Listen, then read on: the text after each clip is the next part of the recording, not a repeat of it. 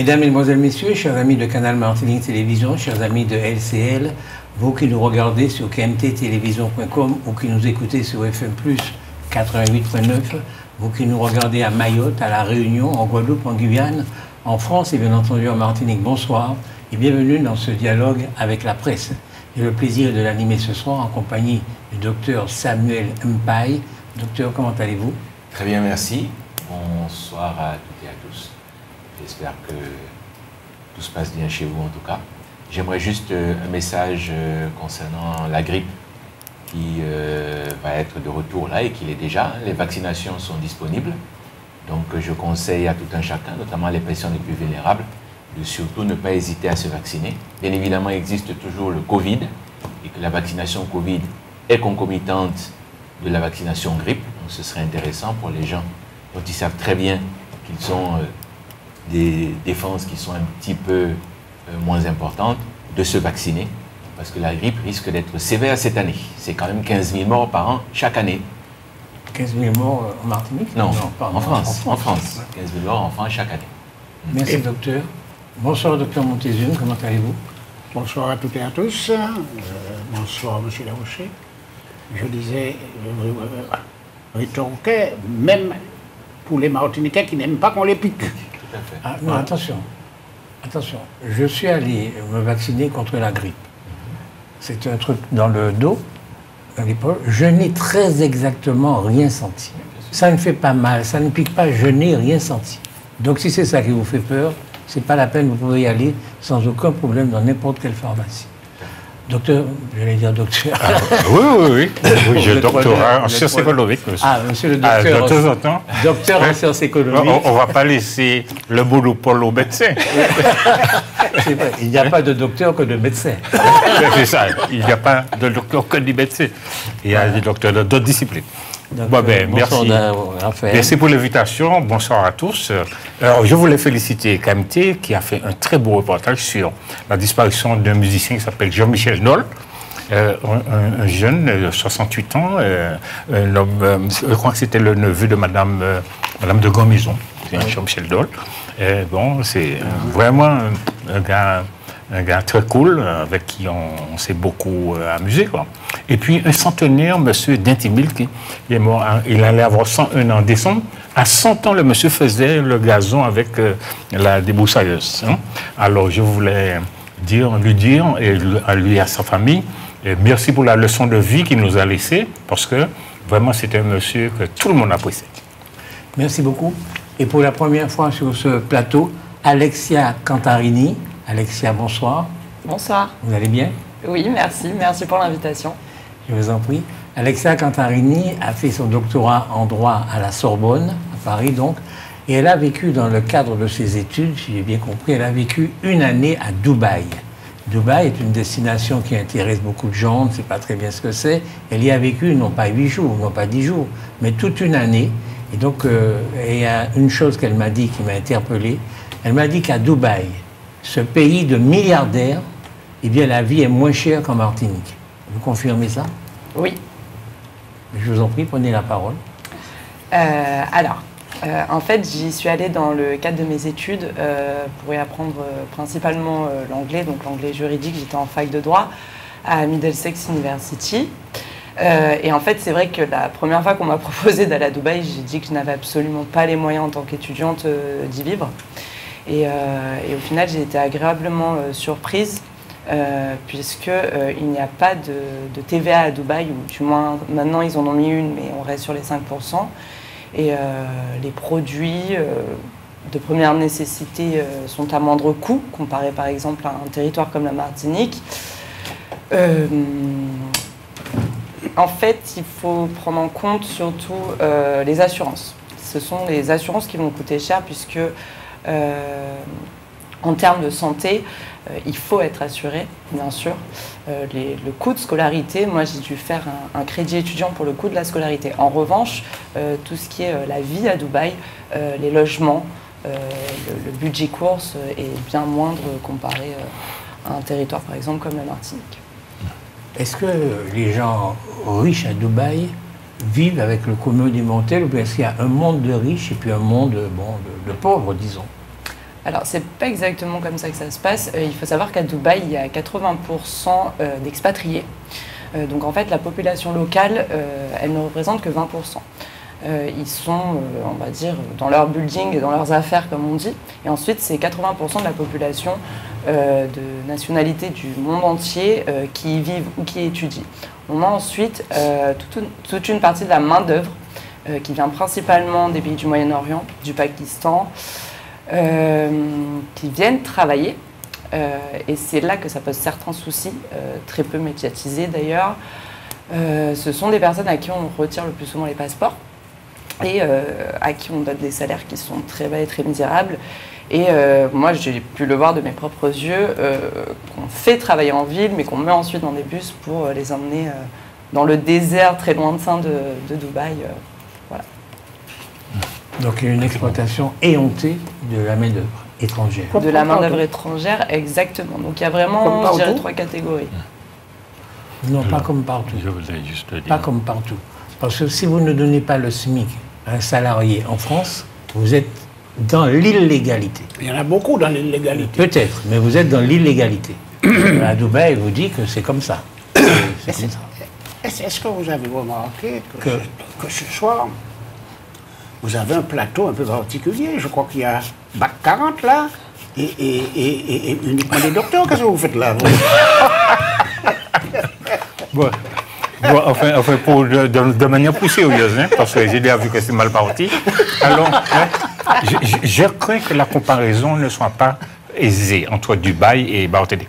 Parce que c'est comme vous dites, à Dubaï, il n'y a pas TVA, il n'y a pas la sécurité sociale, tout ça. C'est un autre système. C'est un autre système. Donc, on ne peut pas comparer directement en disant que la vie à Dubaï est moins chère qu'en Martinique. Parce que chez nous, en Martinique, on ne paye pas pour la santé, pour l'éducation, pour plein de choses. Donc, ce sont des systèmes socio-éducatifs et sociétaux.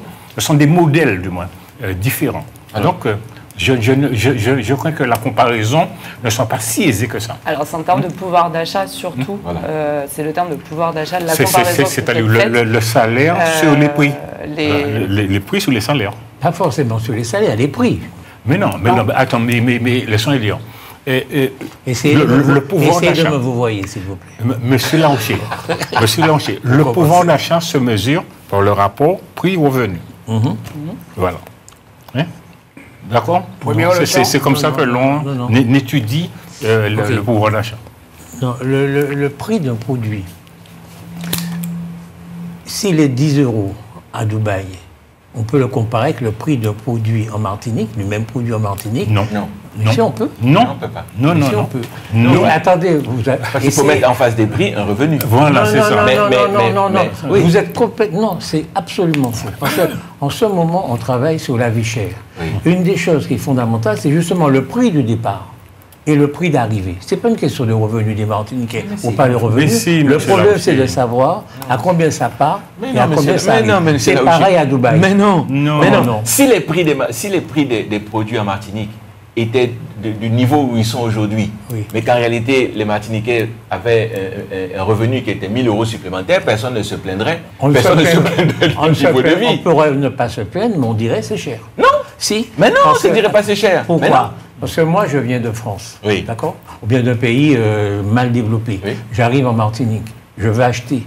Je suis en mesure de dire, mais c'est cher par rapport à chez moi, c'est cher par rapport à la France, c'est cher par rapport à... Mais c'est ça le problème aujourd'hui. Mais non, c'est pas ça le problème. En Martinique aujourd'hui, le problème de la vie chère n'est pas de savoir si ce que nous achetons est à la mesure de nos salaires, c'est si ce que nous achetons est c'est normal de payer ce prix-là. Non, si c'est ça par rapport au revenu. Non, monsieur, c'est par rapport au revenu. Pas du tout. Non. Bon, je crois. C'est évident, c'est pour ça qu'il y a un tas d'enfants. Mais c'est ça le problème. Alors, si on oublie le pouvoir d'achat et par rapport au revenu, en termes d'importation, à Dubaï, il y a beaucoup de Carrefour Market, donc qui importent directement de la France. Et les prix sont beaucoup moins chers que les produits, par exemple, que l'on va importer sur l'île martiniquaise. Voilà. Si on peut partir sur un autre angle de comparaison, en termes de revenus, ça dépend. Là, c'est une histoire de passeport à Dubaï. Donc, si vous avez un passeport français, vous allez avoir un très beau salaire, que ce soit en tant que professeur, si vous avez un passeport pakistanais, malheureusement, ça fait partie de la main-d'œuvre. En fait, il résonne en termes de passeport, en termes de compétences, en termes de diplôme.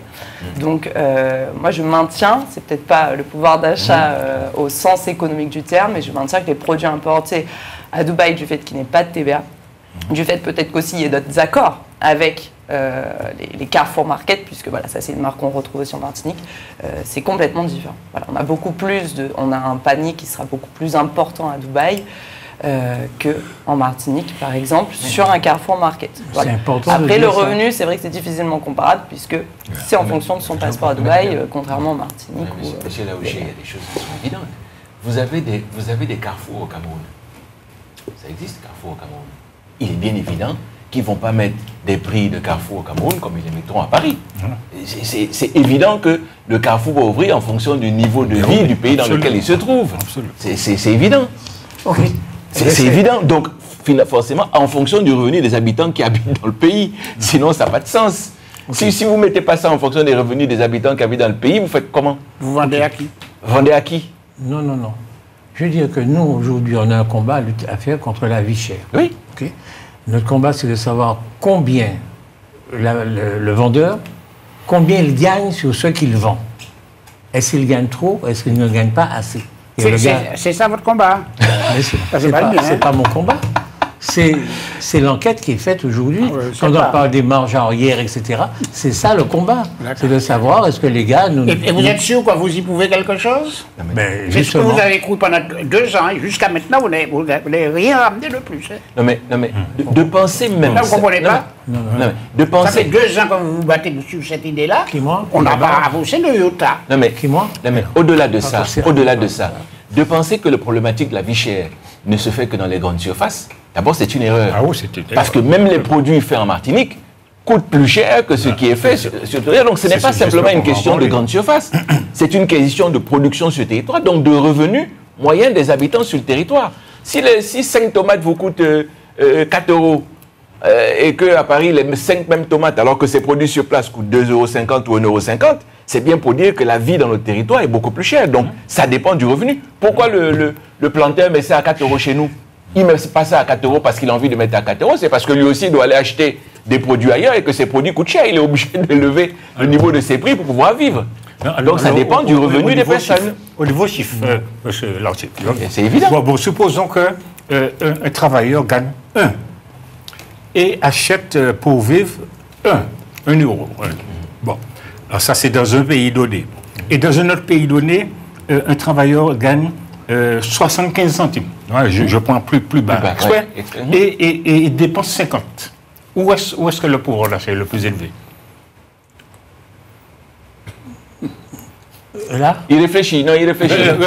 Vous êtes allé trop loin dans votre réflexion, monsieur. Moi, c'est le deuxième. Eh bien, oui. Eh bien, le pouvoir d'achat est supérieur là où le salaire est plus bas. Ben oui. Pourquoi? Parce que les prix sont beaucoup plus bas chez lui. Mais ce n'est pas notre problématique à nous. Mais si, c'est dont on parle. Mais si. À mon avis, vous savez... C'est ça qui gagne le pouvoir d'achat qui l'intéresse. Mais bien entendu. Mais non. C'est ça qui... Quand on lutte contre la vie chère, c'est de savoir si le prix qu'on nous fait est juste. Pas par rapport à nos revenus. Mais si, c'est par rapport aux revenus. Mais non, je ne suis pas d'accord avec ça. Parce que, non.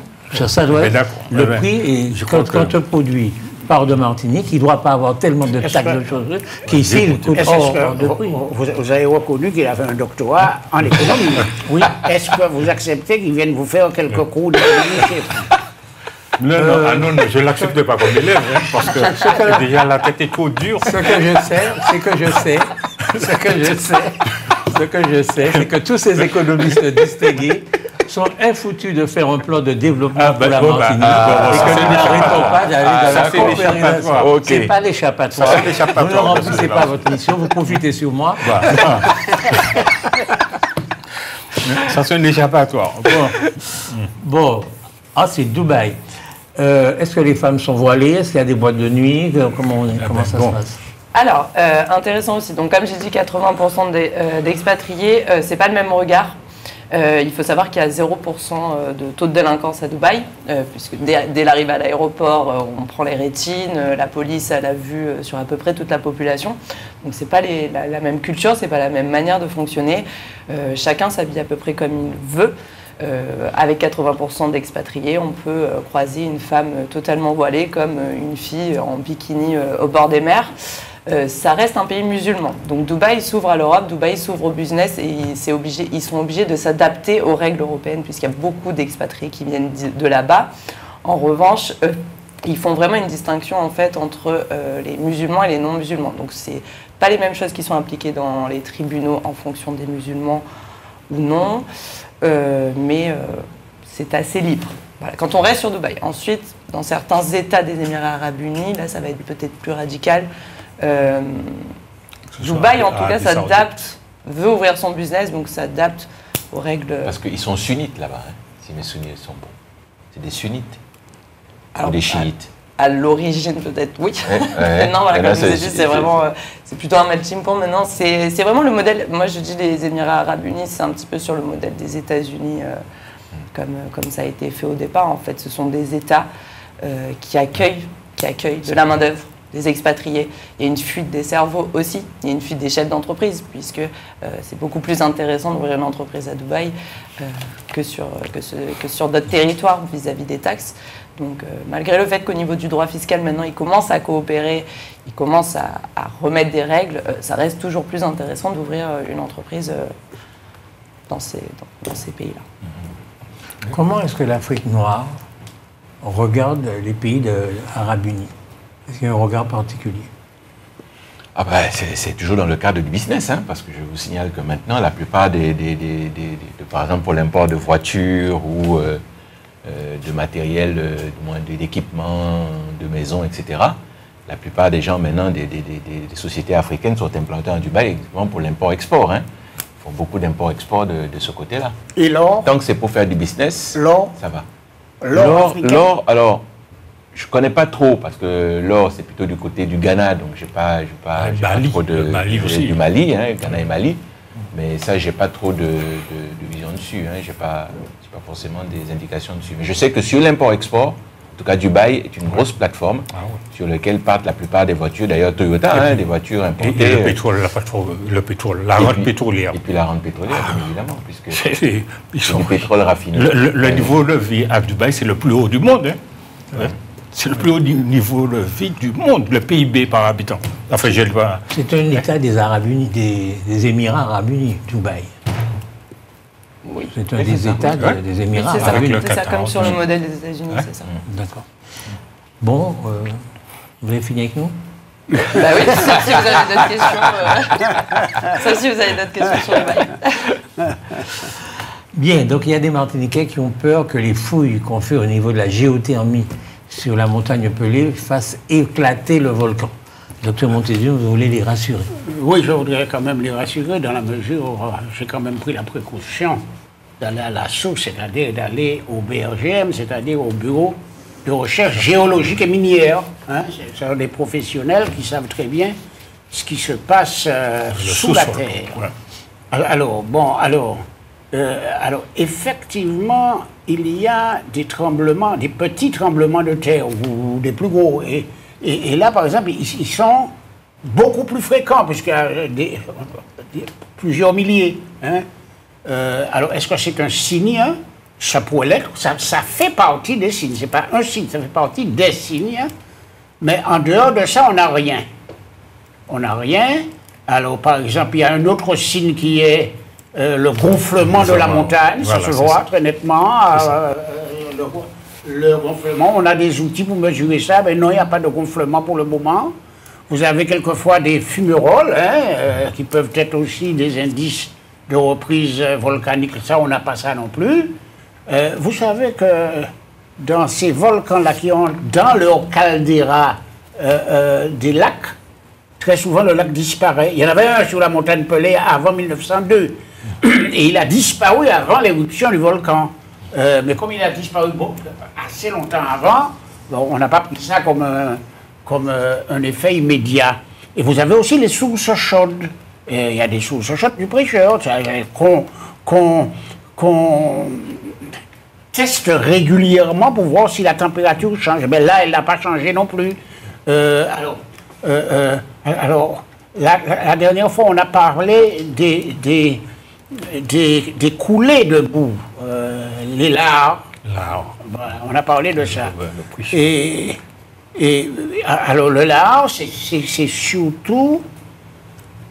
Alors, on va dire que, dans le cas de la montagne Pelée, c'est de la ponce. C'est de la ponce qui s'accumule, pas dans le volcan, hein, qui s'accumule à l'extérieur, et qui est emportée par une rivière. Mais ça, ce n'est pas un signe avant-coureur d'une éruption volcanique. Alors, il reste la dernière chose, c'est que les gens disent que si on fait une recherche géothermique, c'est-à-dire si on fait un forage, on va révéler le volcan. Mais pas du tout.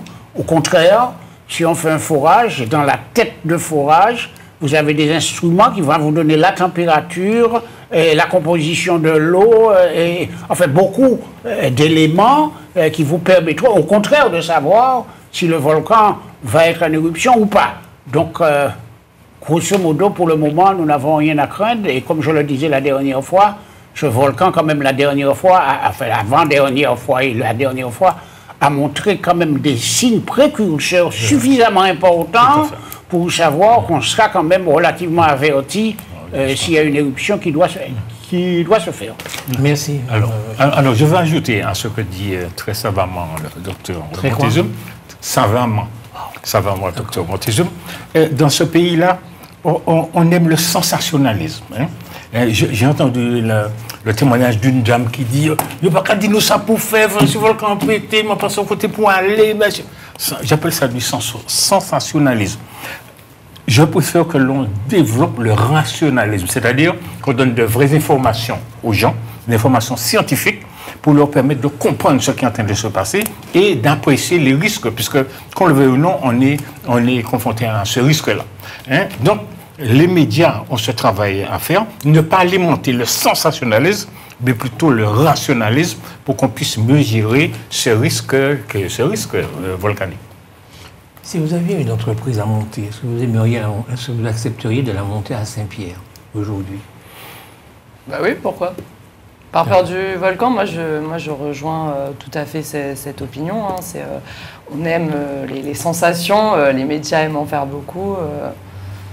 Jusqu'à présent, il y a des habitants à Saint-Pierre. Donc, alors moi, attention, vu que j'accompagne à créer des entreprises, si demain j'ai un habitant de la commune de Saint-Pierre qui veut monter son business, il n'y aura pas besoin, j'ai envie de dire, d'attendre l'éruption du volcan. Comme on a vu avec les mouvements sociaux, il y a plein d'entreprises qui ont brûlé rien que l'année dernière. Donc je ne pense pas que ce soit un critère de ne pas monter de business à Saint-Pierre. En tout cas, ce qu'il faut savoir, c'est que le début du tourisme à la Martinique se fait à propos de la montagne Pelée. Oui, c'est à l'éruption de la montagne Pelée que le monde entier connaît la montagne Pelée et il y a un afflux de gens qui viennent voir. Donc je pense que sur le plan... Donc heureusement qu'elle a explosé, quoi. Mais non, c'est pas ce qu'il dit. Heureusement qu'il y a eu l'explosion en 1902. Mais c'est pas ce qu'il dit. Non, mais du coup, c'est pertinent, au vu de l'affluence, d'avoir un business sur Saint-Pierre. Bon, surtout des communes de la Martinique en soi. Encore faut-il cadrer et avoir un bon business selon pourquoi on l'installe dans la commune. Et je crois que ça peut être, ce volcan peut être vraiment la base d'un développement touristique à la Martinique extrêmement important. Hein. J'ai visité dans le monde des ruines largement plus mineurs. Moins spectaculaires. Alors qu'à Saint-Pierre, on a quand même des murs, des ruines extrêmement importants. Hein. Mais ça, il faut les mettre un peu plus en valeur, il faut en faire un peu plus la promotion. Et je crois que ça a été une erreur de n'avoir pas construit comme partout ailleurs un téléphérique. Parce que comprenez bien que le touriste, quand il arrive le matin à 9h et qu'il repart à 3h de l'après-midi, il n'a pas le temps de monter grimper là à pied. Hein. Il faut un téléphérique pour le faire monter. Et ça, on ne l'a pas fait. Bon, maintenant, on ne peut plus le faire avec l'UNESCO. Mais en visitant les volcans des pays d'Amérique latine, vous arrivez au cratère même du volcan, vous regardez dedans. Hein, Laissez-moi vous dire, est-ce que ça vaut est-ce qu'il aurait mieux valu ne pas être inscrit à l'UNESCO et pouvoir faire le funiculaire ou bien on peut faire les deux. Bon, on peut faire les deux. Il a dit qu'on ne peut pas faire les deux. Non, il a dit que maintenant que le secteur est classé réserve de biosphère, oui. Donc ça interdit des aménagements nouveaux. Mais si on avait déjà instruit le projet de téléphérique depuis Pierre Petit, alors qu'il est, on aurait pu faire les deux. Ne parlons pas des vicissitudes du passé, parlons du présent. Moi, je vous parle d'aménagement, monsieur. Moi, je vous parle de stratégie d'aménagement. Ce que je suis en train de vous dire. Nous sommes donc une terre protégée, ma montagne Pelée. Est-ce que ça ne vaut pas mieux de ne pas être protégé, mais de pouvoir faire notre funiculaire? C'est ça que je vous demande. Non. Mais on est protégé, monsieur Laouché. Je ne vois pas comment vous voulez nous donner une discussion. On vous dit qu'on est protégé. Qu'est-ce que vous voulez faire? Est-ce qu'on aurait eu intérêt à ne pas l'être? C'est plus l'intérêt, c'est fini, c'est passé. On vous dit c'est passé. Intérêt, pas intérêt. Attendez, on aurait failli le faire avant. On ne l'a pas fait avant. C'est terminé, l'affaire est conclue, c'est fini, on classe le dossier. Et puis, maintenant, c'est qu'est-ce qu'on fait aujourd'hui? Oui, c'est fini, vous ne pouvez plus rien faire. Aujourd'hui, il faut se débrouiller pour ne plus être protégé et faire notre funiculaire. Mais non. Parce que ça ne nous rapporte rien d'être protégé, ça ne nous rapporte rien. Aucun touriste ne vient en Martinique pour avoir une terre... Ils viennent pour l'UNESCO, d'après ce qu'on raconte.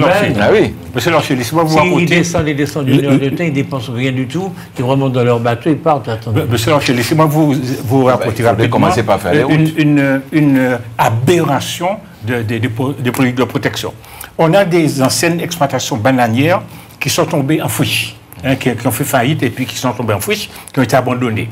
Alors, une végétation sauvage s'est installée, et l'ONF maintenant empêche le défrichement, parce qu'il veut dire que c'est des boisements qu'il faut les protéger. Ben voilà. Alors que ce sont d'anciennes exploitations bananières, cannières, etc. Donc, alors les maires se battent, enfin bon, dans une carrière ancienne d'élus, on se battait avec l'un pour leur expliquer, mais écoutez, c'était une exploitation bananière qui a connu une faillite il y a 20-30 ans, et puis les sols ont été occupés par une végétation sauvage. Donc maintenant, on veut récupérer les sols pour recommencer à produire. Le NEF, il faut faire un demande de défrichement, étude d'impact, monsieur. Ce qui est aberrant. D'accord, on est d'accord que ça aurait été mieux d'avoir un funiculaire sur la montagne Pelée. Et qu'il n'y ait pas trop de temps, on peut se battre pour ça. Ça me paraît être un acte de développement très intéressant. Ah, je suis d'accord avec vous. Vous êtes d'accord avec moi? Pour une fois. Attendez. un miracle vient de se produire. Bon, ce qui intéresse là, par contre, le docteur Montezum, qui a l'habitude de manger du caviar quand il va en France, et en Martinique, et bien, il mange du caviar aussi, c'est-à-dire les oursins. Il est désolé de voir que les oursins, blancs comme noirs, ont disparu. D'abord, docteur, pourquoi ces oursins ont disparu? Alors, c'est d'abord les Noirs qui ont disparu. Alors, les Noirs ont disparu, ça fait quelques années, je vais dire peut-être 2 ans, 3 ans, qu'ils ont disparu. Subitement, ils ont disparu entièrement, dans toute la Caraïbe. Ah, dans toute la Caraïbe? Oui. Toutes les îles de la Caraïbe, alors on les voit là. Alors, ces noirs-là, parce qu'il y a beaucoup de variétés d'oursins, ces noirs-là s'appellent oursins diadèmes. C'est ceux-là, alors je crois que les pêcheurs l'appellent aussi lancet, comme quoi ils vous lancent, la piqûre lancet. Bon, alors, ceux-là ont disparu, mais très, très, très rapidement. Et je crois en quelques mois, tout avait disparu. Alors, et j'ai lu dernièrement qu'en mer Rouge, on vient de faire l'expérimentation, ils ont perdu tous leurs oursins noirs d'un seul coup, c'est-à-dire en moins d'un mois, sur toute la côte de la mer Rouge. Ça a disparu jusqu'à la Réunion. C'est où la mer Rouge? La mer Rouge, c'est du golfe Persique. Qui borde l'Arabie. Oui, et le Yémen et compagnie. Non, mais c'est important, nous téléspectateurs, de savoir où la mer Rouge, je veux dire. Bon, alors, donc, il y a un micro-organisme, on va dire ça comme ça, qu'on a individualisé et qui s'est attaqué à ces oursins et il les fait rapidement disparaître. Et quand ils disparaissent, la coquille disparaît, tout disparaît, alors on ne retrouve plus rien. Alors à la Martinique, il n'y en a plus. Vous cherchez sur les rochers, sur les coraux, parce que c'est surtout là où ils se mettent, vous ne les trouvez pas. Alors, vous pourrez aussi me poser la question, et les blancs? Oui, je l'ai... Bon, alors les blancs, alors vous allez voir aussi, regardez ce que faisaient les Martiniquais. Regardez ces canaux pleins, rabots. Elle était belle, la pêche. Ah oui. Non, mais c'est vrai. D'une espèce que les Martiniquais disent adorer. Et ils n'ont pas fait beaucoup d'efforts pour essayer de les préserver. Parce qu'il y a quand même une façon de faire. Hein. Et là aussi, vous avez ces oursins qui ont pratiquement disparu de tous les pâturages. Parce que ceux-là, ils ne vivent pas, comme m'a dit un jour le directeur de la mer, sur les rochers. Ceux-là, ils vivent sur les pâturages.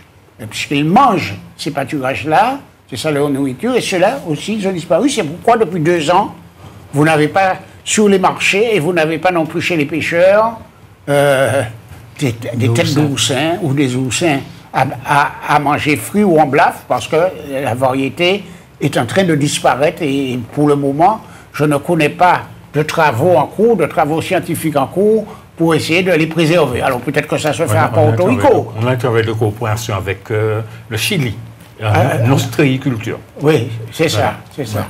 Donc vous avez ces 2 variétés qui... Alors une qui a totalement disparu, et puis une autre qui est plus qu'en voie de disparition. C'est-à-dire il y en a plus sur les herbiers, il y en a quelques-uns probablement, il me semble. J'ai demandé aux pêcheurs de me dire s'ils en voyaient, je crois qu'on doit en voir de façon éparse, mais ce n'est pas le même phénomène de disparition. Hein. En tout cas, ce qu'il faut comprendre aussi, c'est que la pollution y est également pour quelque chose.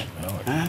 Et pour conclure, je vais vous dire, vous voyez qu'on parle beaucoup des coraux qu'on essaie de préserver, et vous avez des gens dont c'est le métier de faire des boutures de quoi pour aller les repiquer. Et bien ça aussi, bon, je crois qu'il faut faire très très très attention à ce qu'on fait. Si la qualité de l'eau reste la même, vous avez beau faire tout ce que vous voulez, les coraux vont blanchir. Quelque chose sur les oursins?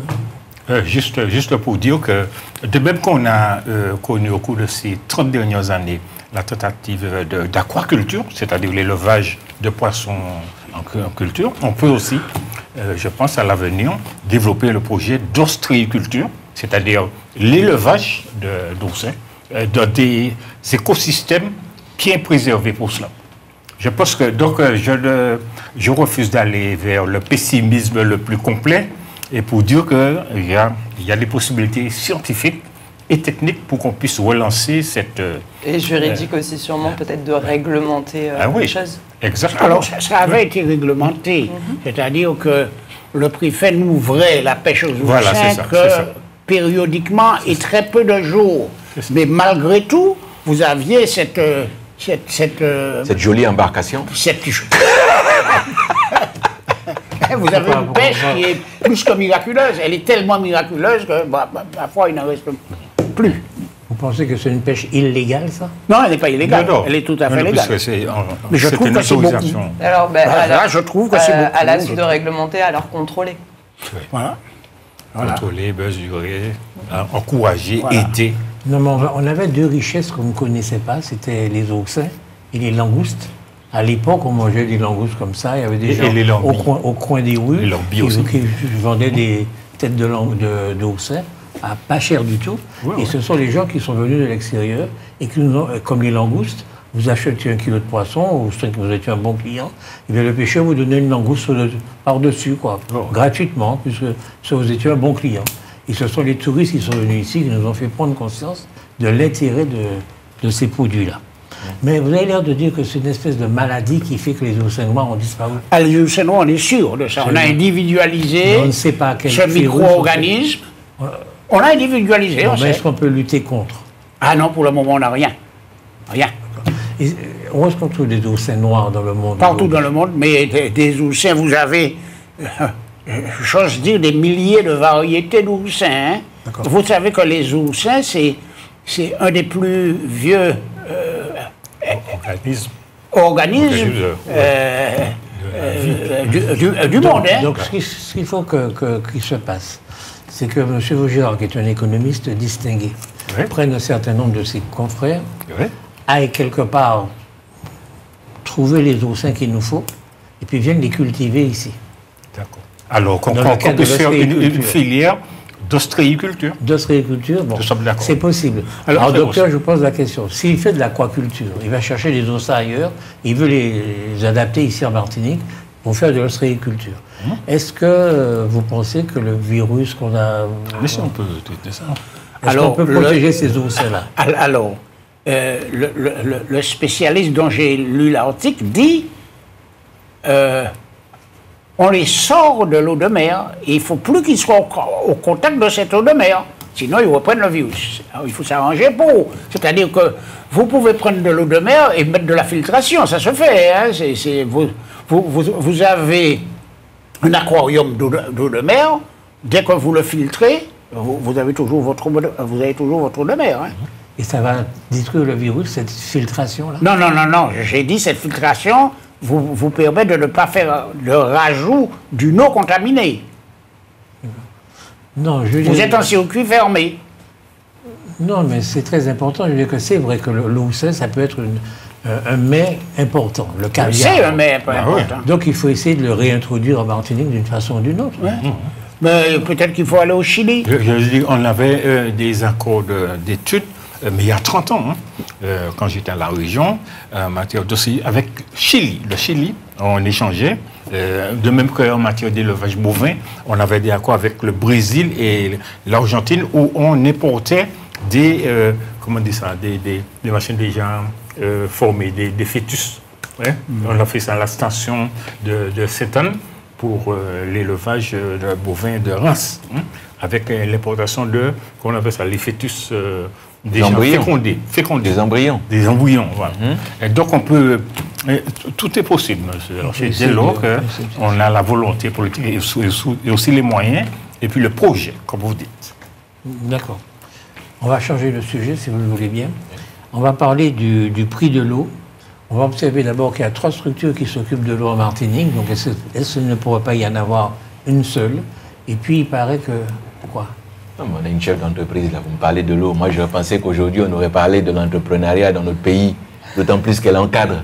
Je pensais que c'est de ça qu'on allait parler aujourd'hui. Vous invitez quelqu'un et puis vous allez parler de l'eau, encore de l'eau, toujours de l'eau. L'eau, on en parle la semaine dernière, on en a parlé la semaine passée.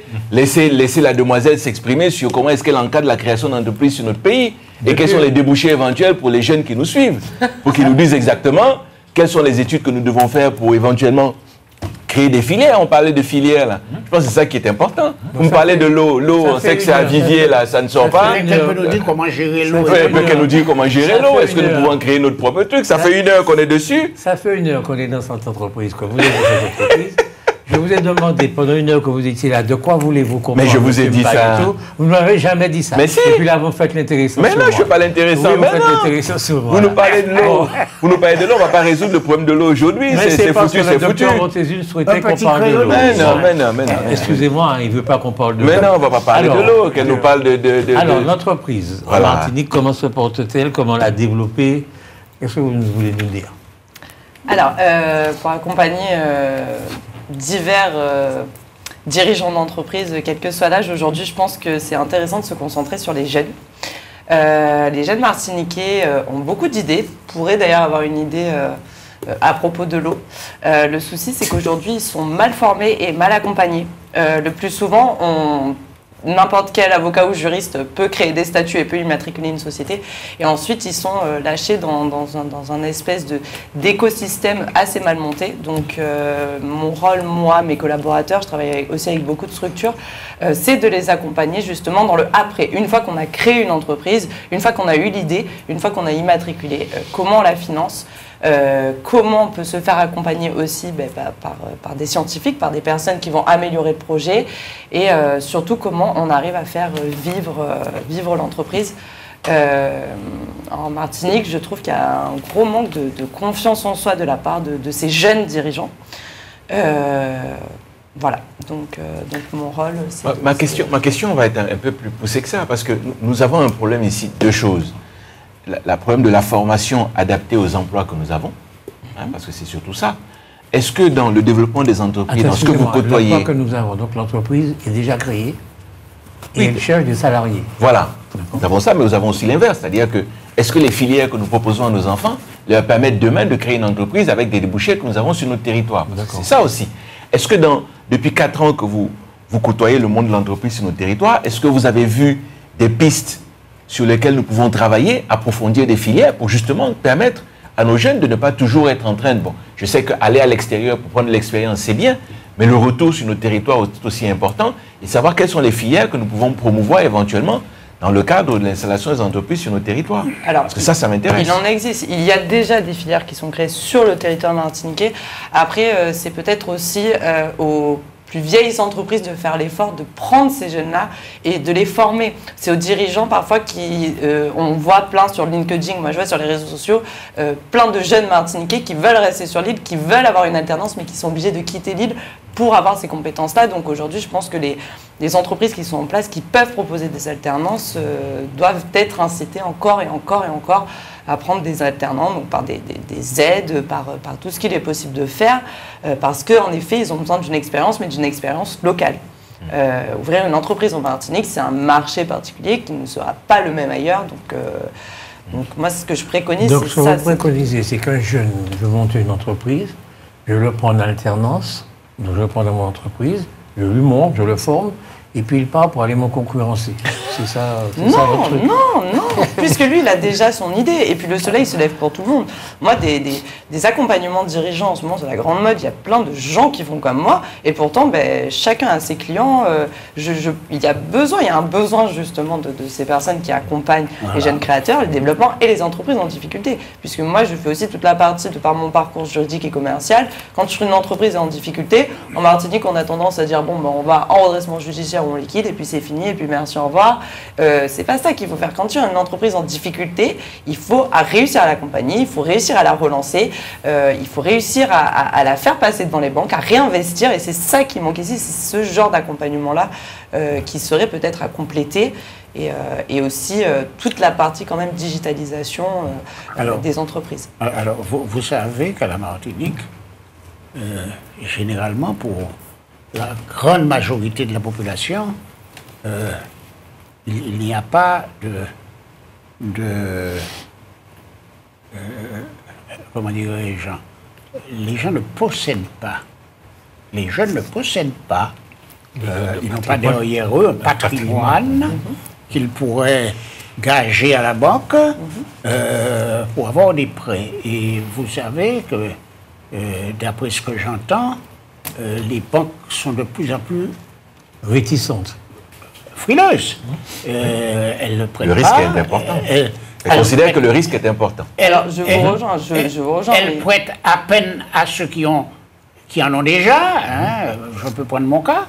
Quand je leur demande de l'argent, il me faut tirer la langue, alors que vous avez beaucoup d'argent. Je pourrais parfaitement faire face à mes obligations, mais ils ne me prêtent pas. C'est clair. Donc, les jeunes à la Martinique n'ont pas effectivement de capitaux, de patrimoine. Les banques sont frileuses. Et alors la question que je pose, qui est peut-être une question de droit, moi j'ai toujours pensé que les collectivités pourraient essayer de faciliter, se porter caution. Je ne sais pas comment. Peut-être, pourquoi pas. C'est le problème que j'ai pointé du doigt, c'est qu'il y a cette méconnaissance. On a l'IMA, on a l'initiative Martinique Active qui fait des prêts à 25 000 € sans garant et à 0%. Mais ça, peu de personnes le savent en Martinique, peu de créateurs le savent. Et en fait, c'est ça, c'est le manque d'information et de communication que moi, j'essaye de communiquer avec ces jeunes créateurs ou en développement, ou même, comme je vous dis, en difficulté. C'est qu'il n'y a pas cette connaissance. Moi, quand je suis arrivée en Martinique il y a 4 ans, je tombe amoureuse de l'île, certes, etc., mais je n'ai pas non plus de patrimoine. J'ai quelque chose en moi, je n'ai pas ma famille ici, je n'ai pas de famille sur l'île, et pourtant, j'ai réussi. C'est parce que je me suis informée. Et c'est ce problème qu'il y a sur le territoire du manque d'information. Parce qu'il y a des solutions. Quand on n'a pas de patrimoine, quand on n'a pas de parents derrière, il y a des vraies solutions. En fonction, bien sûr, de son âge, il y a toujours des critères. Et du projet aussi, en fonction du projet. Il y a des millions qui repartent chaque année de la Martinique parce qu'il n'y a personne qui présente les dossiers. Mais si maintenant il y a des entreprises qui les accompagnent, ces dossiers, qui accompagnent les jeunes. Et puis, c'est pas que les jeunes, parce que moi, j'ai une cliente, par exemple, je ne citerai pas de nom, j'ai pas le droit, qui est en train de monter une maison de retraite et qui a 60 ans, et ben on a fait financer à la fédère, etc., etc.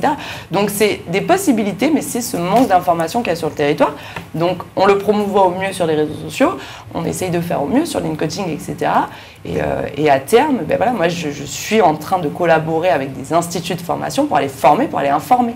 Parce qu'il n'y a pas besoin de patrimoine ou de choses derrière nous, de parents, pour, si on a le projet, si on a l'envie, il n'y a pas besoin d'attendre après l'argent. Est-ce que c'est un manque, comment on a vu ça, d'information, ou c'est un manque pour les jeunes Martiniquais d'avoir une appétence pour l'entreprise, la création d'entreprise? Est-ce que la notion de risque, est-ce que ça, ce n'est pas quelque chose que vous rencontrez, cette notion de prise de risque? Parce que créer une entreprise, c'est prendre un risque.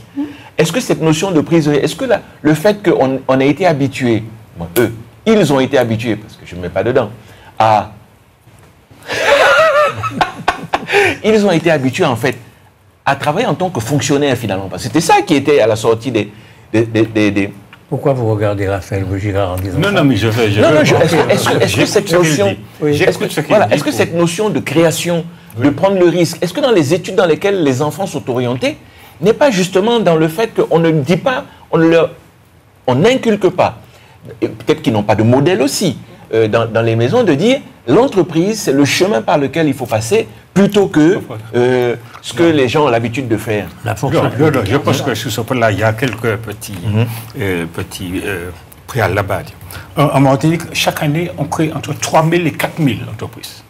Chaque année. Oui, c'est vrai. On enregistre. Mais les 2 tiers meurent dans les 2 ans. Bon, ça c'est la première chose.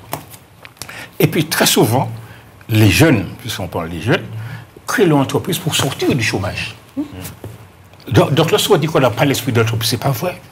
On a envie d'entreprendre, mais très souvent, et c'est à ce moment-là que les problèmes d'accompagnement, de formation... C'est un problème d'accompagnement. Vous dites, c'est contradictoire. Vous dites qu'ils créent leur entreprise pour sortir du chômage. C'est pas parce qu'ils ont une volonté, ils veulent être chef d'entreprise, c'est pour sortir du chômage. Ah ben oui. Ben oui, c'est pas la même chose. Pourquoi vous dites que c'est contradictoire? C'est parce qu'ils créent leur propre... Le jeune a envie de faire des choses. C'est pas qu'il a envie de travailler, il ne trouve pas, il crée son entreprise. Voilà, mais il n'a pas forcément envie d'être chef d'entreprise. Non, mais pour sortir du chômage, pour faire quelque chose, pour se déclarer, très souvent. Oui, mais il y a un problème, comme tu dis, d'accompagnement. Moi, je suis juriste, combien de fois je vois des sociétés, alors que le jeune, il peut commencer en micro-entreprise. Il peut commencer, il ne paye pas, il n'y a pas de bilan à faire, il n'y a pas d'impôt, il n'y a pas de CFE, il n'y a rien. Ils sont déjà montés en société. Ça, c'est parce qu'il y a eu un mauvais conseil à la base. C'est ça le problème qu'il y a beaucoup sur le territoire. Ce sont les mauvais conseils qui poussent des petits jeunes qui commencent, ils peuvent très bien rester 2 ans en micro-entreprise. Moi, c'est ce que j'ai fait, j'ai commencé en micro-entreprise. Et c'est ça le problème de l'accompagnement. Écoutez, on va te dire 70% de l'activité des entreprises dépendent des commandes des collectivités. 70%. C'est énorme. 70%. Bon, alors, vous allez retenir le chiffre. Bon, maintenant, je vous dis que pour lancer un appel d'offres, on demande aux entreprises d'être en conformité, d'avoir les déclarations sociales, etc. en règle, pour participer aux appels d'offres. Sinon, vous n'êtes pas recevable. Donc, c'est une contradiction. Et ça, c'est quelque chose que les travaux du Congrès, je crois, ont abordé. On ne peut pas imposer à la Martinique les mêmes règles qu'un environnement comme celui industriel de la France. Hein? Au contraire, au lieu d'imposer aux petites entreprises de Martinique d'être en règle pour les machins sociaux, etc., on devrait les aider comme fait la Chine. La Chine n'aide pas les gens, il n'y a pas le RMI en Chine, mais on aide les entreprises. Bien sûr. On aide les entreprises à se développer, à investir, etc., etc. Donc ça, c'est extrêmement important pour comprendre la contradiction dans laquelle on est pour le développement des entreprises. Merci. Vous voulez parler, docteur? 2 choses. Moi, je crois que ce que dit madame est extrêmement intéressant, monsieur Larocher. Pourquoi vous ne mettez pas un petit bandeau, vous donnez son adresse aux jeunes Martiniquais. Il faut faire ça, monsieur Larcher. Enfin, à votre place, c'est ce que je ferais. Enfin, le mari de la dame ne serait pas d'accord que je donne le numéro de sa femme. Je ne suis pas mariée, vous pouvez mettre mon numéro de téléphone. C'est l'information. Si c'est l'information que vous vouliez chercher, monsieur Larcher, dites-nous. Vous allez quand même leur donner une indication pour prendre contact avec vous. Bien sûr. En tout cas, je voulais poser une question. Alors, j'ai rencontré plusieurs jeunes qui m'ont dit qu'ils ont essayé de passer par la case.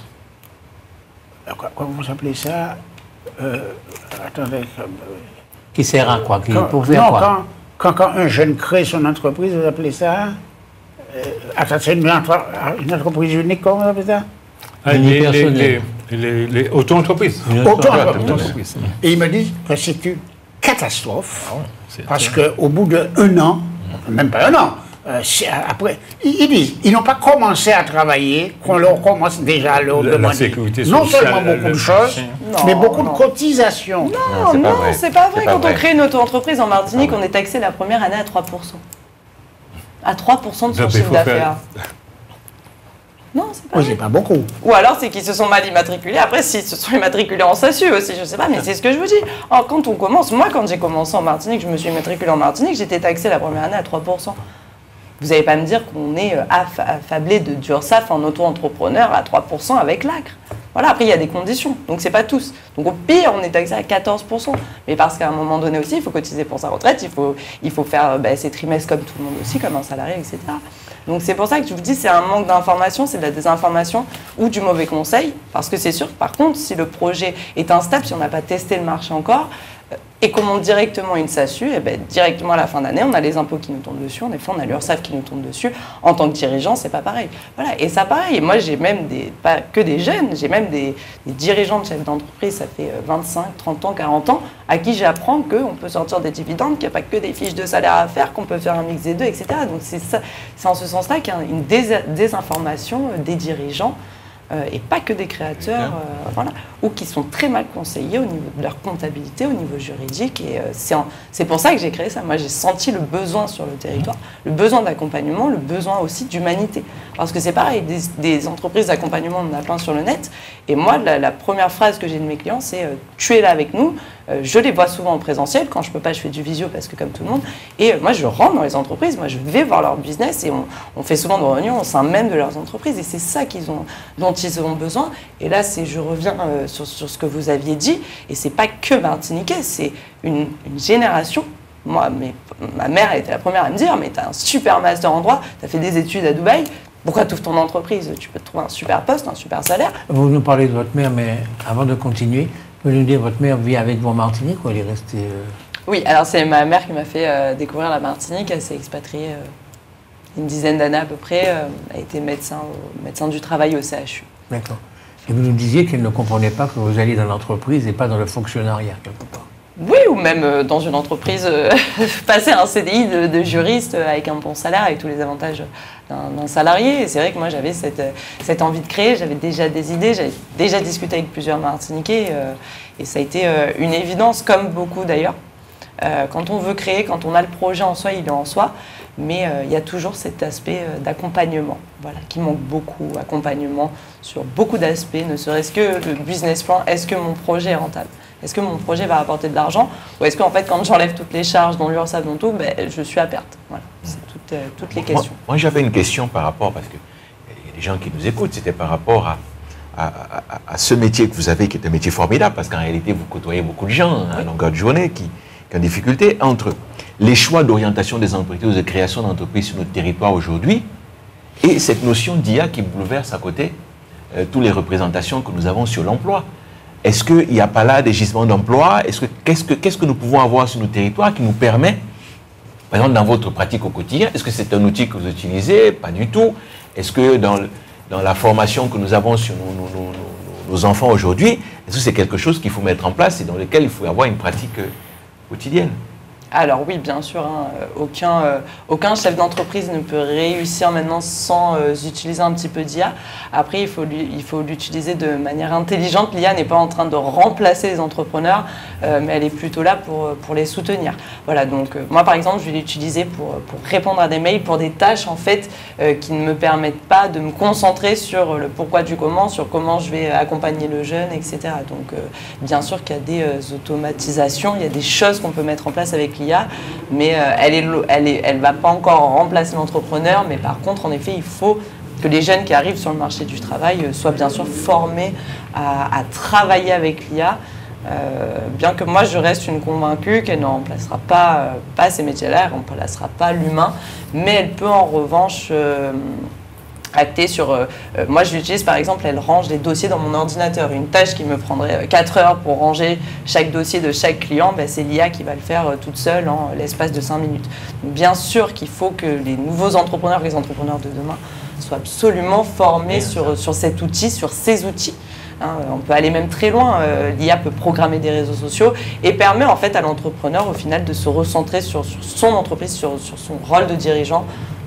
Donc il y a là des nouveaux métiers. Ah oui. Il y a là de nouveaux métiers. Et c'est déjà le cas en Martinique. Il y a à WeTech, il me semble, qui font déjà des formations pour les chefs d'entreprise pour les former à utiliser l'IA à bon escient. Ce n'est pas des nouveaux métiers, c'est apprendre à se servir de l'IA. On n'invente pas un nouveau métier. Ah si, non, ça débouche sur des nouveaux métiers forcément. Pourquoi? C'est-à-dire que les métiers de l'informatique tels que vous le conceviez il y a 20 ans ne sont plus du tout les mêmes aujourd'hui. Mais oui, ça crée des dépendances. Quelqu'un comme moi qui ne l'utilise pas, j'ai mon cabinet, nous sommes 3 au cabinet. Vous vous doutez bien que là, on est en train, par exemple, de changer notre programme informatique. On était sur un programme, on est en train de passer sur un autre. Quand le monsieur vous dit, le nouveau programme informatique, il dit, vous n'avez plus besoin de ça, il suffit de cliquer, ça va orienter, ça va vous dispatcher les patients en fonction de ce pourquoi ils viennent. Tout ce qu'elle dit là. Mais ça veut dire que derrière, il y a quelqu'un, un informaticien qui gère ça. Ça veut dire que ça nécessite des formations et des compétences particulières sur lesquelles il faut orienter nos enfants. Donc, ce que vous dites, c'est qu'il y aura les robots qui vont remplacer les hommes, mais il faudra quand même des salariés pour construire les robots. Bien sûr, toujours, bien sûr. Mais il faudra certainement moins de salariés pour construire les robots que des gens qui se servent des robots. Oui. Mais il faudrait il faut l'instruire. L'IA, elle ne s'est pas faite toute seule. L'IA, elle va prendre les expériences des scientifiques, de tout ce qui est rendu des rapports, pour elle-même créer. ChatGPT, aujourd'hui, fait encore plein d'erreurs. Par contre, ChatGPT, dans 10 ans, quand ça fait 10 ans qu'on aura formé, que des avocats auront envoyé des conclusions, que des économistes auront envoyé des rapports, là, par contre, elle risque... Et encore, il faudra toujours qu'elle soit actualisée, puisque la société, elle bouge aussi, donc c'est jamais les mêmes choses. Donc il y aura toujours des humains derrière les IA. Alors, très souvent, pour choquer monsieur là aussi, je lui rappelle que jusqu'en 1830, à Paris, il n'y avait pas d'eau courante. Il y avait 290 000 porteurs d'eau. Des gens qui, tous les jours, avec leur bâton, un seau d'eau devant, seau d'eau derrière, allaient approvisionner toutes les familles. Maintenant, donc l'IA, c'était le fait qu'on soit passé à l'eau courante. Non, c'est encore pire que ça. Non, c'est beaucoup plus. La transformation est beaucoup plus importante que ça. Parce qu'elle se fait à une échelle réduite. Oui. Là, le temps est extrêmement court. On passe à l'immédiateté. C'est ça, entre 2020 et puis aujourd'hui, pourtant 2020, on a l'impression que c'est long. Pourtant, c'est fait qu'il y a 5 ans, c'est-à-dire juste avant le Covid et puis aujourd'hui, les progrès sont déjà faramineux. Il y a une révolution, disons, copernicienne dans le monde aujourd'hui. C'est des sociétés complètement différentes. Alors, c'est même pas Copernic. Parce que Copernic, c'est une invention. Parce qu'il a dit que la Terre n'est pas la Terre. Mais nous, c'est chaque année qu'il y a Copernic. Ah non, c'est un monde complètement différent. Tout à fait. Et c'est pour ça qu'il faut vraiment réfléchir à la durée du travail par semaine. Pourquoi personne n'en parle? Parce que l'intelligence artificielle va nous aider à beaucoup faire des choses. Et donc on aura moins à travailler. Et nous, oui, on aura, j'espère. Mais quand on aura plus de loisirs, ça va créer d'autres emplois dans le monde du loisir. Il y a un truc qui va se faire, mais je ne peux pas continuer à travailler 35 heures par semaine quand l'IA peut faire la moitié de ce que je... Vous êtes là et vous avez fait un programme qui fait que vous travaillez quand même chez vous. Oui. Alors que mes publicités et la prise de rendez-vous client est faite. Bon, Par contre, je reste la principale intéressée, par exemple, pour mon poste de juriste, donc je vais devoir rencontrer ces gens et quand même travailler. Ça vous permet d'être ici. Oui, ça me permet d'être ici, mais ça ne réduit pas mes heures en tant qu'entrepreneur. Je suis toujours à 86 heures, 100 heures semaine, c'est ça aussi. Vous êtes trompé, 86 heures mois. Non, semaine. L'entrepreneuriat, quand on débute, moi j'ai une jeune entreprise, c'est très prenant et c'est après, c'est en fonction de nos capacités. Il ne faut pas se tromper. Il y a une contradiction parce qu'on dit que ça diminue le nombre d'emplois. Si ça diminue le nombre d'emplois parce que d'autres vont travailler et d'autres pas, c'est-à-dire que d'autres n'auront pas les loisirs en question. À moins qu'il y ait non seulement la révolution copernicienne dans le travail, mais aussi la révolution copernicienne dans le financement de ceux qui ne travaillent pas. Mais bien sûr. Et oui, et le problème, c'est que c'est ça qu'il faut rester à faire, à dire aux gens, il y en a qui vont travailler, et puis il y en a d'autres qui vont glander assis sur le fauteuil en train de regarder le ciel attendant les vacances. Et ça, je ne suis pas sûr que je suis pas sûr que vu comme ça. Tout le monde travaillera 12 heures par semaine au lieu de 35 heures par semaine. Non, mais à payer combien? Mais non, c'est ça qui est difficile. Non, mais si vous dites ça, je finis juste. Si vous dites ça, ça veut dire qu'en réalité, il faudra prélever, il faudra faire des prélèvements sur des gens qui travaillent et qui vont vous dire il faudra prélever encore sur l'outil travail, alors que moi, je l'ai créé. D'autres vont en profiter sans travailler. Parce que c'est ça aussi les grandes discussions sur le système social tel qu'il est représenté. C'est que qui sera de plus en plus inégalitaire et que des autres vont refuser de payer. Je te laisse la parole. Non, mais c'est ce que j'allais dire. J'ai dit, bon, la vraie révolution, à mon avis, c'est dans le contenu du travail. Est-ce que c'est un lieu d'épanouissement ou bien un lieu de souffrance? C'est ça l'enjeu de ces mutations-là. Parce qu'on parle d'intelligence artificielle, mais tout le monde ne va pas réussir l'intelligence. Il y en a qui vont être d'un super point, des gens qui vont inventer des choses inimaginables, et puis d'autres qui c'est à peine s'ils sont en faire un email. Donc, ça sera hyper inégal. Donc, comment faire pour qu'on puisse partager les gains de cette révolution copernicienne, comme vous dites? On n'y arrive pas déjà maintenant. On n'arrive pas déjà à partager les gains maintenant, c'est pas demain qu'on va les partager mieux. On refuse la taxe Zuckman. On refuse la taxe Zuckman pour 2% pour machin. C'est ça. D'accord. On est mal parti. Est-ce qu'on peut parler de la destruction de la statue de Belin-Dinambuc, de celle de Joséphine de Beauharnais et de celle de Victor Schellcher?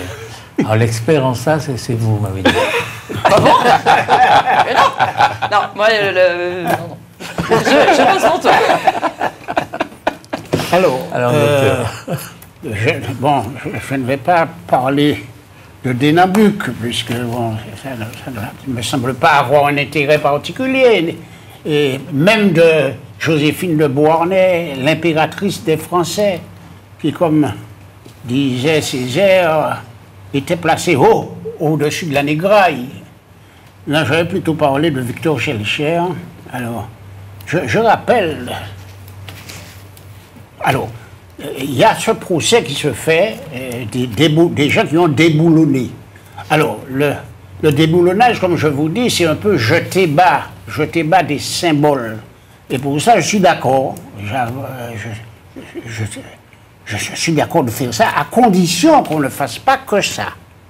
Premièrement, c'est-à-dire que pour moi, il faut que finalement, en finale de compte, on aille vers ce que j'appelle la réparation. C'est ce que demande... la Caraïbe, c'est aussi. Hein, bon, d'accord. Qu'on aille vers la réparation. Mais je rappelle, donc je ne suis pas opposé à ce que font ces déboulonneurs, à condition que leur action aille beaucoup plus loin, et peut-être, comme j'ai dit, jusqu'à la réparation. Et ça, je crois qu'il faut vraiment... Vous êtes d'accord qu'ils aient déboulonné la statue de Victor Schellcher? Par contre, je rappelle, je ne vais pas rappeler ça à tout le monde, puisqu'il y a des gens... S'il y a des gens qui vilipendent Schellcher, on ne va pas les empêcher de vilipender Schellcher. Mais je rappelle aux progressistes que je suis... Rappelez-moi quel parti encore? Le PPM. Le Parti progressiste martiniquais. Le Parti d'Aimé Césaire. Il vit encore, celui-là? Non seulement il vit encore, mais la bête est vigoureuse. D'accord. Alors, je rappelle, pour qu'elle soit encore plus vigoureuse, je rappelle aux progressistes que Césaire a quand même beaucoup honoré par deux discours, pas seulement par des discours, mais par des discours remarquables et remarqués, Victor Schœlcher et surtout l'abbé Grégoire. Ce sont pour lui deux personnages importants. Et Condorcet. Et Condorcet. Et Condorcet. Et si Césaire est le père de la négritude, Césaire est aussi l'universaliste. Pour lui, il n'y a pas de race. Il parle des humains. Donc qu'on soit blanc ou noir, pour lui, c'est l'humanité en marche. Et je leur rappelle que tout en sachant mieux que chacun ce qui se passait sur les plantations, ce qu'il a... D'ailleurs, il le dit, sur les plantations, sur les plantations, il dit, et on les marque au fer rouge, et on les mutile, et on les pend, et on les vend. Ce sont des nègres, cela est licite, régulier, tout est dans l'ordre. Donc il sait ce qui se passe. Mais il dit que... Excusez-moi, vous pouvez relire ce que vous venez de dire là? Je peux le relire. Alors, il dit... Et on les marque au fer rouge, et on les mutile, et on les pend, et on les vend. Ce sont des nègres, cela est licite, régulier, tout est dans l'ordre. Alors, il dit quand même de Schœlcher, qui est quelquefois, enfin je dis quelquefois, vilipendé à la Martinique, il dit de Schœlcher,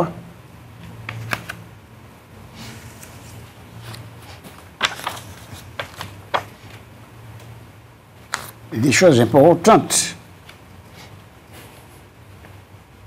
Alors, il dit que ce qui fait sa grandeur de Schœlcher, c'est de n'avoir à aucun moment de sa vie accepté de rapetisser les droits de l'homme. Il tient beaucoup, c'est-à-dire de rapetisser les droits de l'homme et n'être que les droits d'une classe et d'une race promise à la direction de l'univers, et que toute sa valeur, Victor Schœlcher, dans toute sa vie, Victor Schœlcher resta libre de tout préjugé, exempt de toute petitesse, celui qui fit confiance à l'homme et sut reconnaître dans toutes les parties de l'humanité, dans toutes ses composantes ethniques, les mêmes facultés, les mêmes aspirations, le même droit fondamental à l'épanouissement.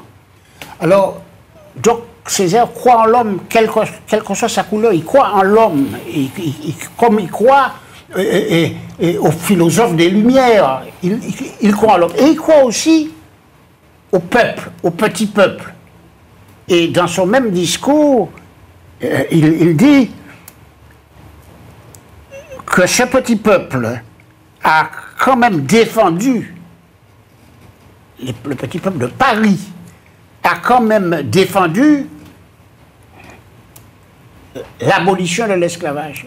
Alors il dit, il obtient du gouvernement un second décret, l'esclavage.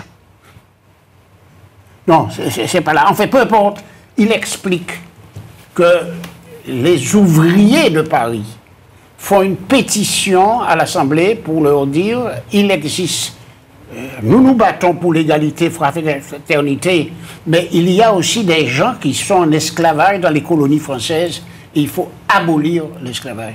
Donc vous voyez, Césaire a une haute idée du personnage, et Schœlcher, et ça je crois qu'il ne faut pas qu'on l'oublie, c'est parce que ce n'est pas seulement la négritude qui est les valeurs de Césaire.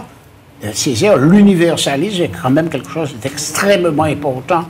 J'ai aimé Césaire. Ce n'est point par haine des autres races que je me fais bêcheur de cette unique race. Voilà.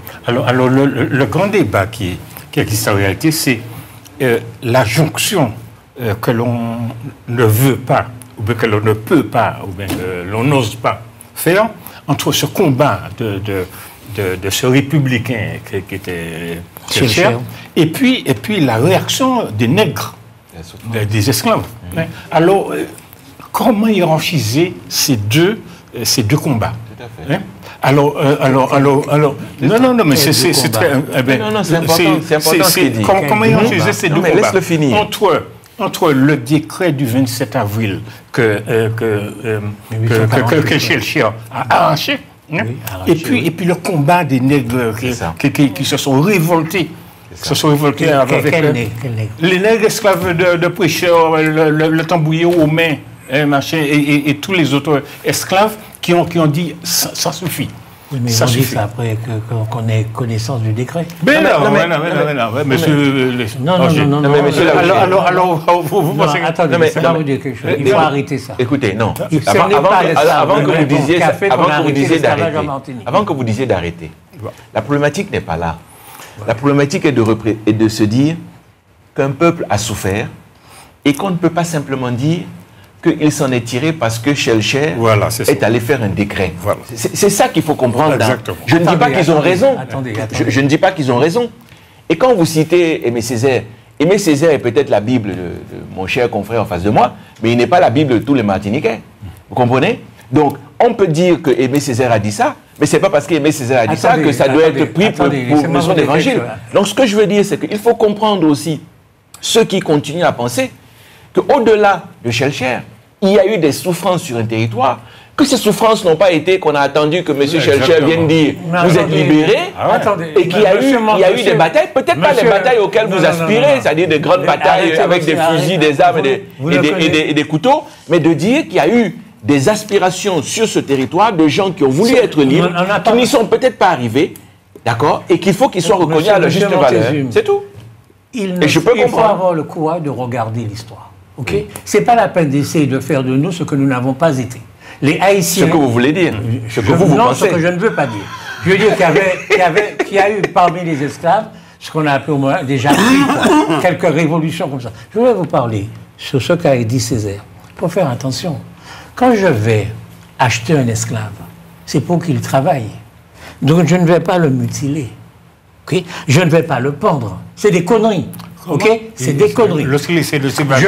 Quand il essaye de s'évader, c'est pas la même chose. Donc quand il essaye de s'évader. Et là, on a le droit. Attendez. Non, mais je dis juste, non, mais je dis juste comme ça, en passant. Donc, comme il essaye de s'évader, on a le droit. Ça n'a plus aucune valeur. On a le droit de le prendre et le mutiler. D'accord, donc il devait rester. Donc, vous admettez par votre phrase. Arrêtez vos conneries. Vous admettez par votre phrase. Ne transformez pas ma pensée. Non, vous admettez par votre phrase. Soyez honnête. Non, soyez honnête. Non, je vous laisserai pas continuer.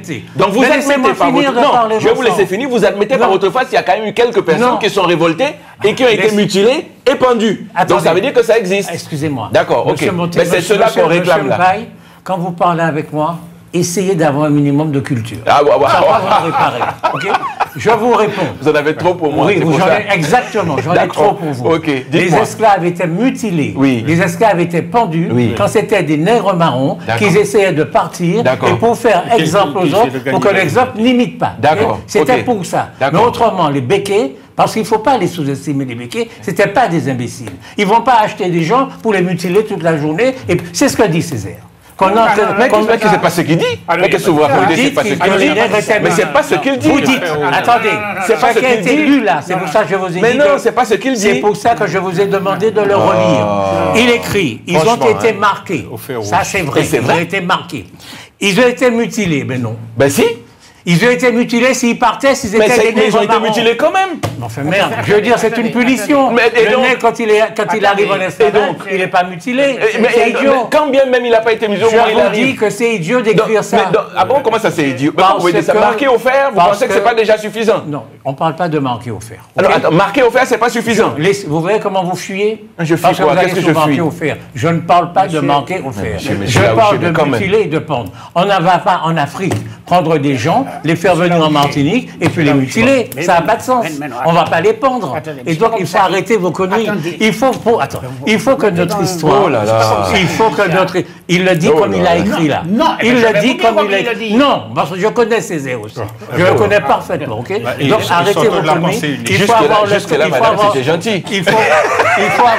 avoir le... Il faut avoir le courage de regarder notre histoire en face. Ce n'est pas comme ça, M. Laouchi. Il faut sortir de la pensée unique. D'un niveau juridique, dans tous les cas, ils sont privés de leur liberté juridique, puisque s'ils s'échappent, ils sont mutilés, ils sont marqués au fer rouge. C'est des choses que, aujourd'hui, si moi je sors dans la rue et qu'on me marque au fer rouge ou qu'on me mutile, ou dans tous les cas, la personne ira en prison. C'est que ce sont des choses qui sont interdites dans notre société aujourd'hui. Donc si elles ont été faites, dans le passé, c'est que c'est pour ça qu'on a mis en place ces règles. Quand on a mis en place des droits fondamentaux, la Constitution, le bloc de Constitution, c'est pour enlever les droits de l'homme n'existaient pas. Mais oui, 1789. Donc c'est pour ça qu'on les a mis en place. Je suis en train de vous dire. Août 1789. Ok. Et donc, tous les hommes naissent en droit. Ok. Et donc, il y a le système de la traite négrière. Article 1. Ok. La traite négrière. On va chercher des esclaves en Afrique, on les ramène ici. Il faut les faire travailler. Donc, on ne va pas s'amuser à les pendre et à les battre. C'est pour les faire travailler.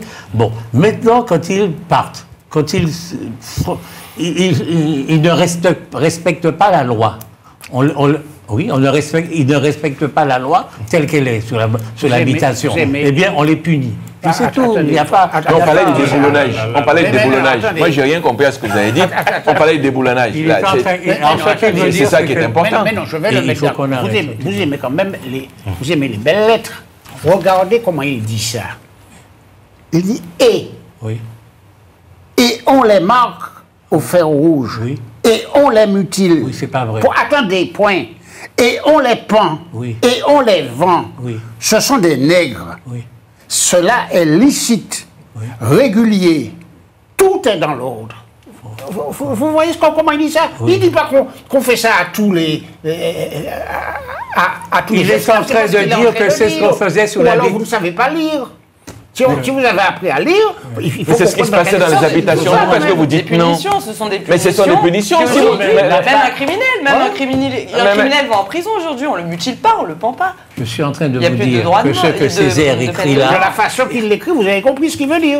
Oui, mais non, il n'a pas compris. Il n'aurait pas dû dire ça. Parce que ce n'est pas vrai. Il est ironique. Il est ironique. C'est un penseur. Il écrit ça, il est ironique. C'est le penseur du plateau. Laissons-lui au moins la primauté de la pensée et de la culture. La pensée unique. Il faut arrêter vos conneries. Quand vous lui donnez un tel attelage, vous comprendrez très bien que c'est difficile. Il a tellement peur. Il faut arrêter. Il faut que nous soyons honnêtes avec notre passé. Il y a des gens qui se sont véritablement révoltés contre l'esclavage. Les Haïtiens, par exemple, ils n'étaient pas esclaves. Quand ils se sont battus contre Leclerc, ils avaient été libérés, etc. Bon, bref, ça c'est notre histoire. Mais nous, en Martinique, on doit beaucoup à Schellcher. On doit plus à Schellcher qu'à l'esclave romain. Il faut bien comprendre ça. Alors là, on n'est pas d'accord. Ah ouais, mais c'est clair qu'on n'est pas d'accord. Mais on ne peut pas être d'accord. On ne peut pas être d'accord. C'est clair. Je vais vous dire c'est évident. C'est la raison pour laquelle ils ont déboulonné le truc de Schellcher. En 1848, il y a eu la libération des esclaves. De toute façon, on ne va pas s'entendre. Ce n'est pas la peine d'essayer de me convaincre. Laissez-moi finir. Je n'essaie pas de vous convaincre parce que... Je vous dis, parce que je vous instruis, je ne sais pas. Oh là là! En 1848. Heureusement que vous ne m'éduquez pas. Je vous éduque, si vous voulez, je vous éduque, il n'y a pas de souci.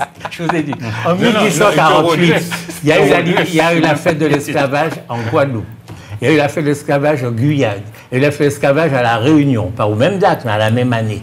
Ça prouve bien que c'est le décret qui est le déclencheur. C'est pas l'esclavage romain. Oui, mais ce que reproche le Martiniquais au décret, quand il y a ces histoires de statuts, etc., c'est parce qu'on a donné des sommes d'argent aux propriétaires d'esclaves. C'est ça qui est reproché. C'est pour ça qu'il y a ce débat. C'est ça, c'est des sommes d'argent qui sont données. C'est pour ça que les personnes... Mais c'est parce qu'ils ont été indemnisés pour libérer.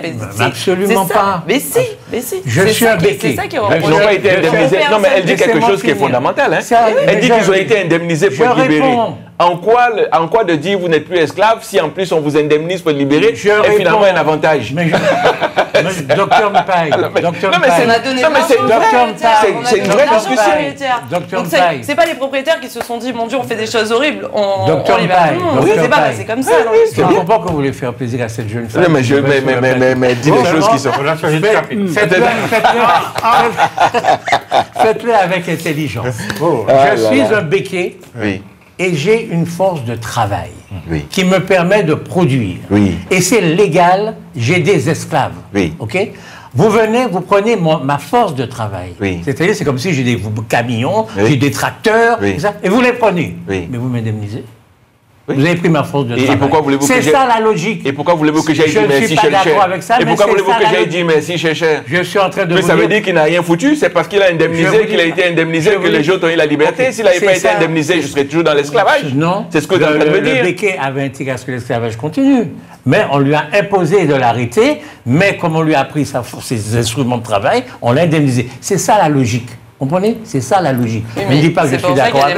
C'est ça la logique. Et c'est pour ça que d'autres ne sont pas d'accord. Ils ne sont pas d'accord avec cette logique-là. Et les gens ne sont pas d'accord avec cette logique. D'autres disent qu'elle n'est pas logique.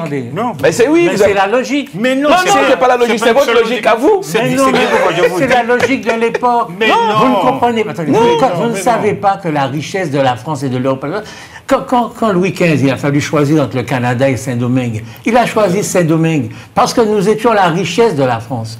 Et donc, les béquets avaient beaucoup, même aujourd'hui, les béquets sont extrêmement puissants au sein de l'État français. Donc, Schellcher n'a pas pu s'opposer à tout ce que voulaient les béquets, qui étaient extrêmement puissants à l'époque. Vous ne pouvez pas repousser ça à Schellcher. Il n'a pas pu tout faire. Mais comment ça? Mais bien sûr qu'on peut lui reprocher, mais justement... Il n'a pas pu tout faire, mais il a fait l'essentiel. Le sacrifice n'était pas aussi important qu'on veut bien le dire et nous le raconter. Il y a le sacrifice de nos parents. Une phrase. Là où on ne sera pas d'accord, c'est lorsque vous dites qu'il y a une logique. C'est ça. Et bien moi, je vous dis qu'il y avait deux logiques. Il y avait la logique de la métropole vers la colonie, et puis la logique de la colonie contre la métropole. Contre la métropole. Mais oui, lorsque les nègres se sont révoltés... Les nègres ne se sont pas révoltés en Martinique, ce n'est pas vrai.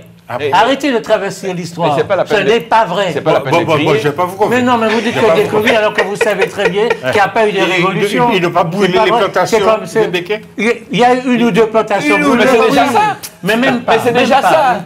Mais c'est déjà ça la révolte. C'est déjà une révolte. Après le décret, quand ils savaient... Écoutez, vous plaisantez. Donc pendant 400 ans, il n'y a rien eu. Bon, mais qu'est-ce que vous voulez que je vous dise? Vous savez que le Moyen-Âge, il est en train de lire le livre, le Moyen-Âge est un moment d'esclavage aussi en France. Il y a eu des gens qui se sont révoltés. Moi, je ne veux pas qu'on me parle d'esclavage, je veux pas qu'on parle de toute notre territoire. Enfin bref, on a compris que pour vous, il n'y avait pas eu de révolution. Il y a une seule révolution. L'aliénation, c'est dur. L'aliénation, c'est très dur. Je crois pas. Vous avez vu. Je ne lui réponds pas. Est-ce qu'on peut contre l'aliénation? Je ne crois pas que nous montions. Ce sont des états de fait. Je ne crois pas que nous montons à nous-mêmes, nous puissions avancer. Il faut avoir le courage de nous regarder tels que nous sommes. Merci de votre attention, mesdames et messieurs. Nous voulons remercier. Elle a un prénom tellement magnifique que je ne le voulais. Alexia. Donc, merci Alexia. Nous espérons vous revoir bientôt sur ce plateau. Dites oui. J'espère que vous ne l'avez pas dégoûté. Mais non, mais Mpaye a fait le nécessaire. Merci beaucoup, docteur Montezuma, d'avoir été là. Bonsoir. Eh bien, bonsoir à toutes et à tous. Elle n'a pas répondu ou bien je n'ai rien dit. Je dis bonsoir. Je dis bonsoir, docteur Montezuma, n'a pas envie de rassurer. Mais si, j'ai dit merci. Vous verrez. J'ai dit merci. Oui, j'ai dit bonsoir à toutes et à tous. Et je fais toujours remarquer qu'il nous faut aller un peu plus loin dans notre compréhension des phénomènes historiques. Merci beaucoup. Merci Alexia de nous avoir honoré de votre présence, de votre agréable présence, particulièrement appréciée, me semble-t-il, du docteur Mpaye. Bonsoir. Merci beaucoup. Merci à tous pour l'accueil, pour les débats, c'était très intéressant. Donc, merci encore de l'invitation. Est-ce que vous avez vu comme moi, j'ai dit tranquillement qu'elle avait fait une touche sur Mpaye? Vous avez vu? Très tranquillement. Vous n'avez pas remarqué ça? Là, vous avez dit ça très tranquillement. Merci, docteur. Merci, docteur Mpaye, d'être venu ce soir. Bonsoir à toutes et à tous. En tout cas, au vu des discussions que nous avons eues aujourd'hui, ce serait bien effectivement que les Martiniquais s'intéressent beaucoup à cette histoire d'habilitation que ça n'appartienne pas qu'à une certaine Cette histoire de quoi? D'habilitation? Oui, d'habilitation qui se discute au Congrès, hein, pour lesquels nous allons avoir un certain nombre de discussions tout au long de l'année qui arrive. Oui, ce serait bien pour les lois, pour l'adaptation des lois sur notre territoire. Alors ça existe déjà, hein. Ça existait déjà en Martinique, donc maintenant on en fait peut-être, je sais pas, quelque chose de législatif, mais ça fait très longtemps que la Martinique juridiquement... Non, on avait un début. Il y avait un début. Donc en tout cas, il faut pousser les Martiniquais à s'y intéresser, parce que de là va bien évidemment sortir des choses qui intéressent surtout nos jeunes, hein. Que ce soit dans la création d'entreprises, la gestion de l'eau, la gestion des transports, tout un nombre de choses que nous n'arrivons pas à faire aujourd'hui du fait de ces habilitations qui nous manquent. Bonsoir, M. Vaugirard, Raphaël Vaugirard. Bonsoir, merci, M. Lancier. Et puis moi, je suis un combattant contre la pensée unique. Hein? Je veux que l'histoire n'est jamais simple. Je refuse que l'on m'impose une seule logique. Très bien, monsieur. D'accord. Très bien, très bien. La logique, c'est la logique. Et 2 et 2 feront 4. C'est ça, c'est quand c'est la logique. C'est la logique, c'est la logique. Ça, c'est quand on est au primaire, ça. La logique, c'est la logique. Après, ça change. Merci, Alexia, de nous avoir honoré de votre présence. Merci à vous. Vous voulez pas dire au revoir aux téléspectateurs? Au revoir.